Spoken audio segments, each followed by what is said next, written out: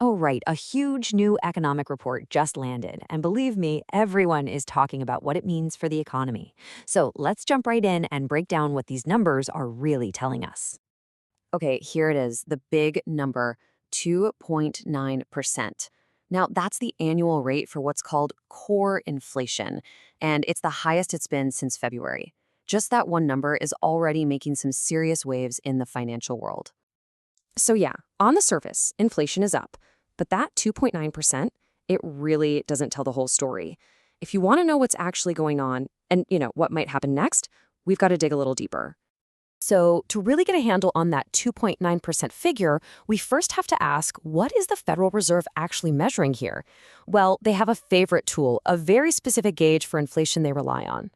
And that tool is the PCE Price Index. I know, it sounds like just another boring economic acronym, but trust me, this is the one that matters. This is the Fed's #1 go-to tool for measuring inflation. It's what drives their big policy decisions, which, affects everything from your mortgage rate to the cost of a car loan. Okay, so when people talk about inflation, you'll hear two terms thrown around, headline and core. Think of headline inflation as the total picture. It includes everything. But policymakers, they really zero in on core inflation. Why? Because it pulls out the super volatile stuff, like food and gas prices, which can jump all over the place. What's left is a much clearer, less noisy signal of the real underlying trend in the economy. And that is why our big number today, 2.9%, is specifically for core PCE. And this chart really lays out the central problem, doesn't it? The Fed's goal, their magic number, is 2%. But right now, we're sitting at 2.9%. That gap, that almost a full point difference, that is the fundamental tension that's driving pretty much every major economic decision right now.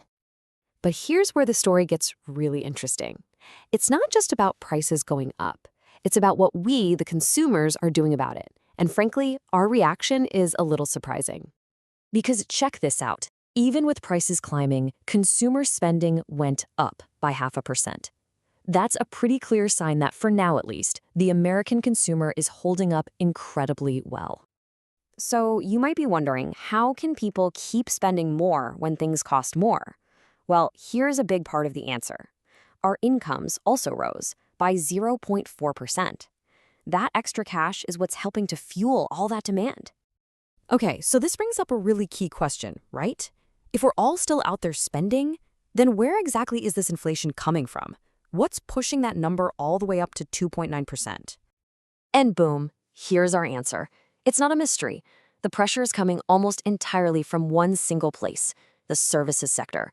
I mean, look at that. Prices for services shot up by a whopping 3.6% over the year. Now compare that to goods, which are basically flat, and energy prices, they actually went down. So it's all about services. Now, the source material for this report also points a finger at something else, tariffs, the ones that were put in place back in April. The thinking is that those costs are now finally trickling down through the supply chain and showing up as higher prices for us. So let's put the pieces together. We've got rising inflation thanks to the services sector, but at the same time, we have a really strong consumer who just keeps spending. All of this puts the spotlight squarely on the Federal Reserve and leads to the billion-dollar question, what on earth do they do next? You've got to picture the Fed walking a tightrope right now. On one side, their goal is crystal clear. Get inflation back down to that 2% target. The problem? It's stubbornly high at 2.9%. So that's the big debate raging inside the Fed. Do you cut interest rates to give the job market a boost, or do you hold firm and keep fighting this inflation? And this quote from Ellen Zenter over at Morgan Stanley really just hits the nail on the head. She says that because this inflation report was pretty much what everyone expected, no crazy surprises, it doesn't really force the Fed to act one way or the other. Instead, what it does is it shifts everyone's attention to the next big report, the jobs numbers. Suddenly, whether or not we see an interest rate cut in September, it all comes down to the health of the job market. So, to wrap it all up, here's what the Fed is watching like a hawk. They've got their eyes on that sticky service sector inflation. They're watching to see if we, the consumers, keep spending. But the big one, the one that could tip the scales, it's the labor market.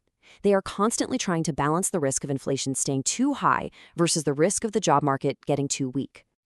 And that really leaves us with the ultimate cliffhanger, doesn't it?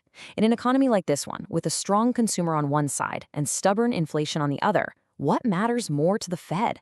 Getting prices under control or making sure people keep their jobs?